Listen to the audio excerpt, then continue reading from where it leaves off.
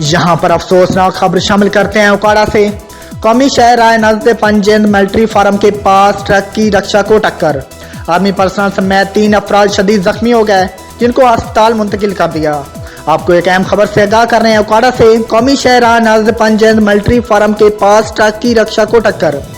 इसी हवाले से मजीद तफसीलात जानते हैं उकाड़ा से वकास अली भट्टी की इस रिपोर्ट में। जी बिल्कुल, उकाड़ा हादसे के नतीजे में रक्षे में सवार 3 अफराद जख्मी हो गए। इत्तला मिलने पर रेस्को 1122 उकाड़े की 2 एम्बुलेंस फौरी तौर पर जाए हादसे पर पहुंच गई और इमदादी कार्रवाई शुरू कर दी। रेस्को टीम ने इब्तदाई तभी इमदाद फराहम करते हुए आर्मी पर्सनल को CM कैंट जबकि बाकी जख्मियों को TH के अस्पताल मुंतकिल कर दिया। कैमरामैन टीम के साथ वकास अली भट्टी, CD5 न्यूज़, दीपालपुर।